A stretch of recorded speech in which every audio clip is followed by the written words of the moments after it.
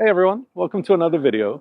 So this weekend I got my hands on this beast of a car. It's the Jeep Wrangler Rubicon 392. Now if you want to know what 392 means and what makes this car so special, stick around to the end of the video where I'm going to be test driving what this car feels like on a day-to-day basis around Dubai.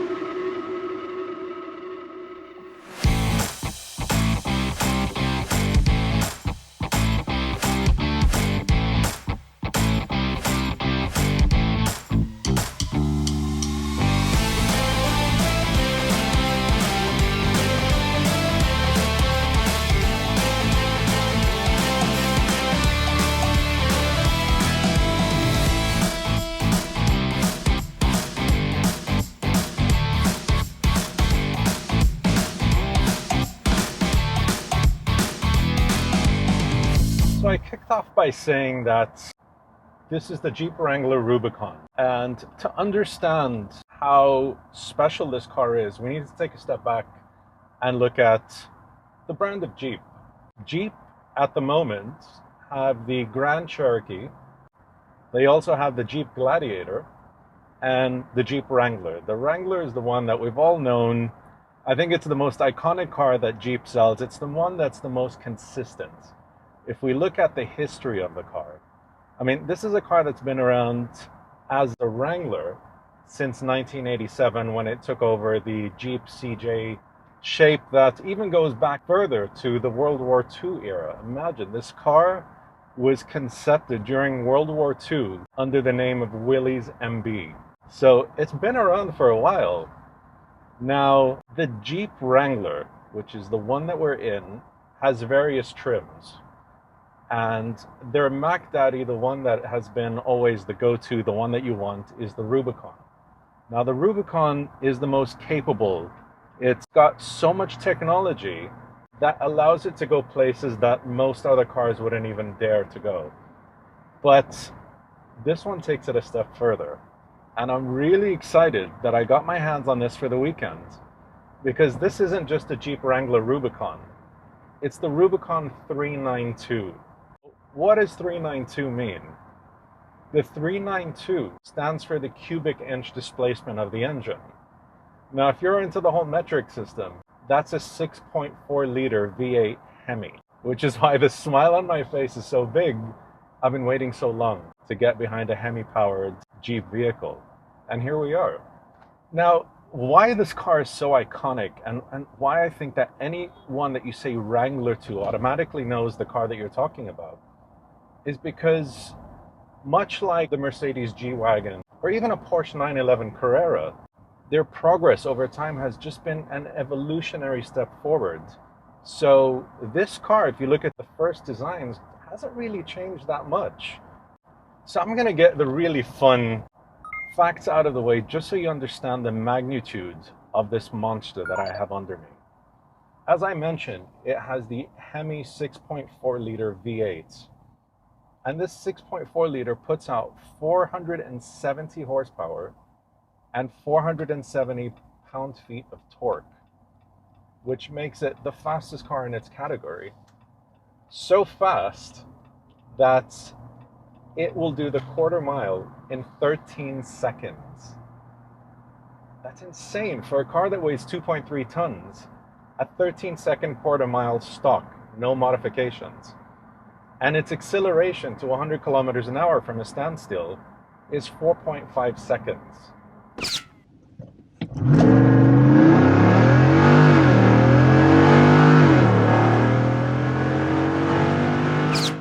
Crazy. It's also got a butter smooth 8-speed automatic transmission. And it is such a perfect transmission in the sense that right now I'm cruising, doing 100 kilometers an hour. I've got the RPMs at 1,500 revs, so it's very low revving when you're cruising. But try to get it off the line. This thing just hauls, and it has a little trick up its sleeve. See, you can't drive a V8 HEMI without a bit of that V8 grunt. But all I have to do is press this little button down here. Now the exhaust valves open up, the nostrils open up, the car can breathe, and you put your foot down and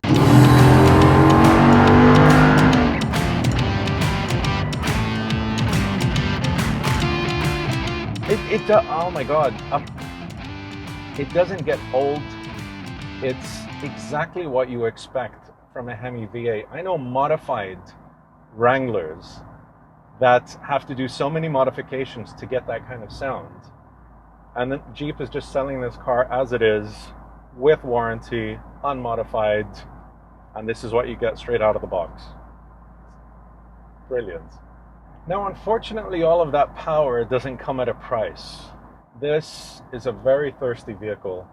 At the moment, I'm getting around 17 liters per 100 kilometers fuel economy. But that kind of misses the point. You don't buy such a car with fuel economy on your mind. It just doesn't make any sense. But let's understand the key differences between the standard Rubicon and this Rubicon 392. Now, the standard Rubicon has a V6 3.6 liter 285 horsepower. So you can see why 470 horsepower in this V8 is such a step up from the standard Rubicon. But there's also other upgrades. You've got this Hydroglide intake system at the front that allows you to get better airflow with a very smart water channeling system to make sure that you get no water ingress into the intake. You've also, for the first time in a Wrangler, got these paddle shifters on the steering wheel. They're not my favorite paddle shifters. I feel they're a bit too small. I would like a bit more distance, a bit more clunk. Right now, you kind of got to fish around for where the paddle shifters are. The Rubicon 392 also has the quad exhaust setup, which is pretty much the center stage for where all of this V8 run comes from.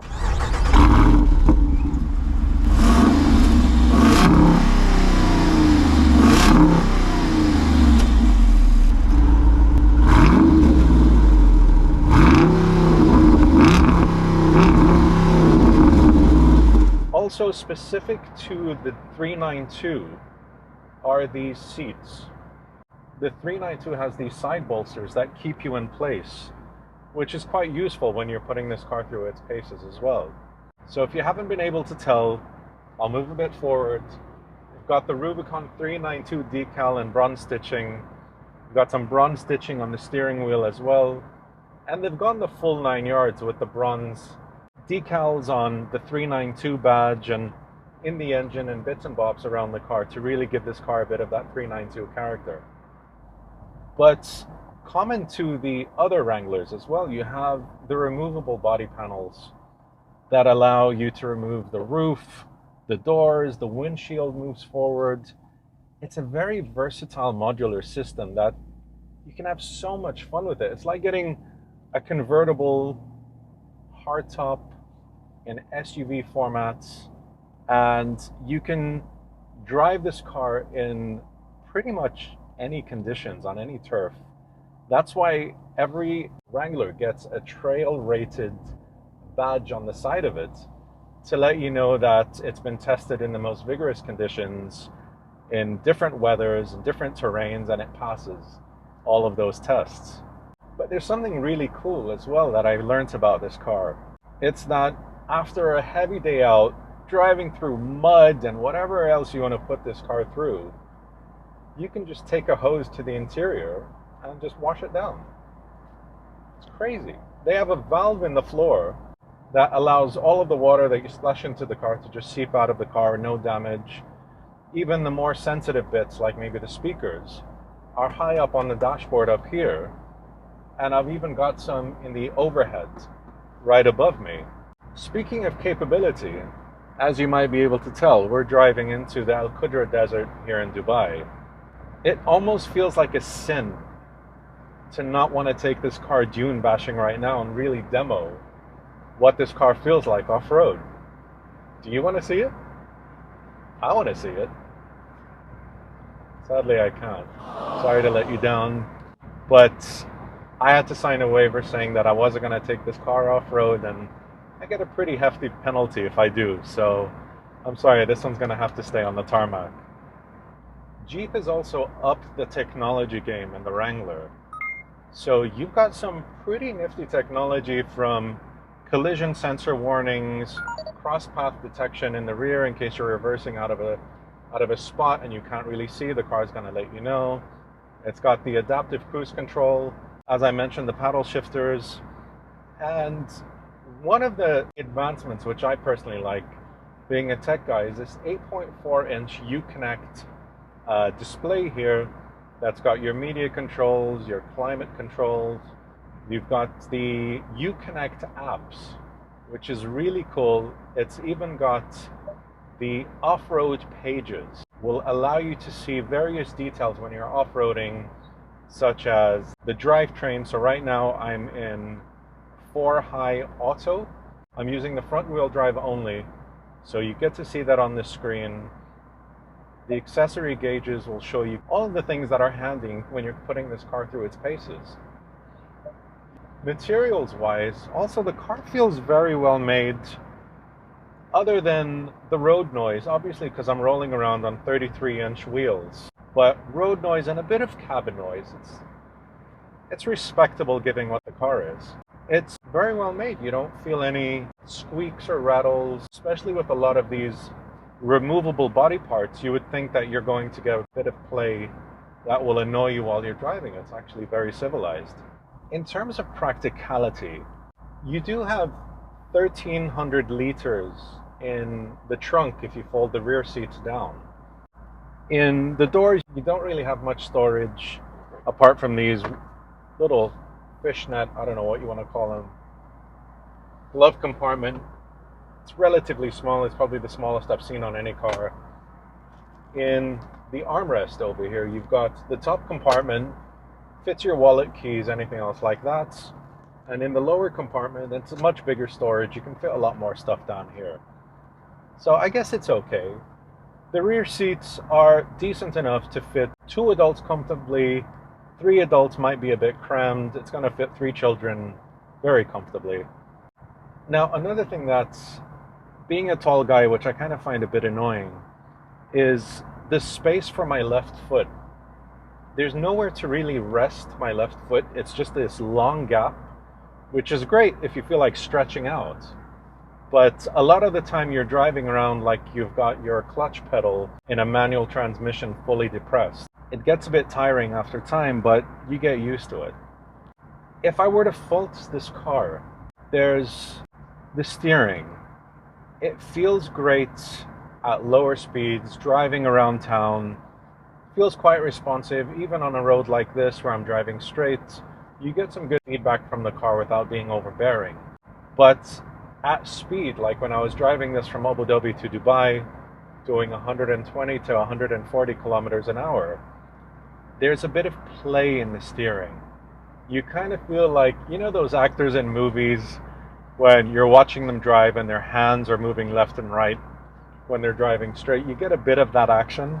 This one just has it in a straight line. You kind of feel it like right now I'm driving straight, wiggling the wheel, and there's no response from the car. It's just driving straight as it would if the steering wheel were a lot more planted.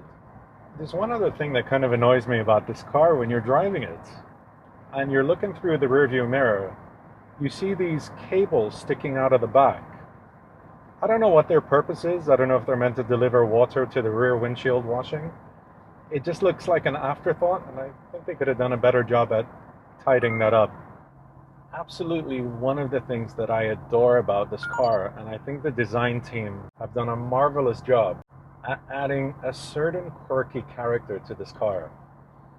They've really kept an eye on this car's heritage. Like in the gear selector, I have a head nod to the earlier models of the Jeep. I believe this was the Willy NB, if I'm not mistaken. You also have that same graphic on the windshield in the corner, and it kind of looks like the Jeep is kind of driving off-road. You've also got it in the instrument cluster, smack in the middle. When you turn the car on, you got this little animation of a Jeep driving in and driving out. I think it's cute. It adds some quirkiness to the design, and I think they've done a great job of incorporating that into the design of the car. There's also this little slit here next to the handbrake, which allows you to put your mobile phone, and they've accommodated it for today's biggest phones. I've got a Galaxy S21 Ultra, and it fits beautifully in there. It's nice and snug.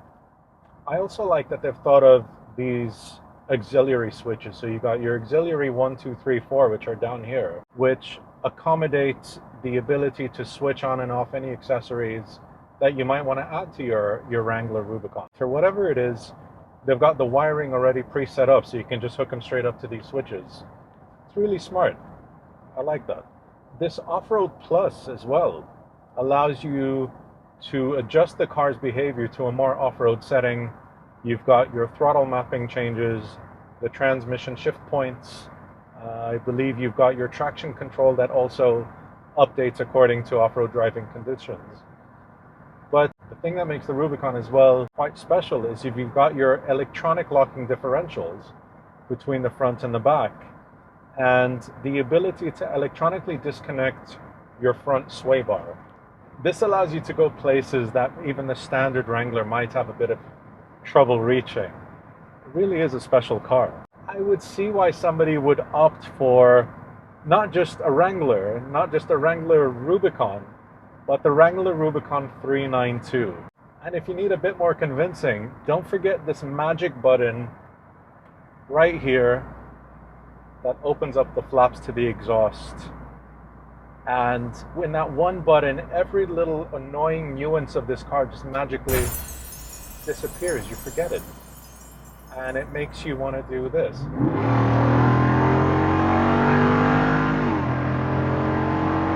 Oh, God, I love the V8. Jeep, well done. Really well done. So that's been my experience with this car. I hope you've enjoyed the video. I hope you've got some value from what it's like to drive a 392 around town. Again, unfortunately, we won't be taking this car off-road. And if you want to see it off-road, leave your comments in the description. Hopefully Western Motors will pick up on those and be like, Nasib, take the car. Give the people what they want.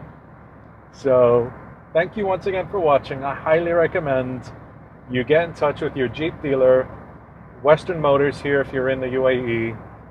Take it for a test drive and just see what it feels like around town. And if they let you take it off-road, tell me, because I'm going to... Western Motors, we're going to... Yeah. So thanks again for watching, and until the next video, take care.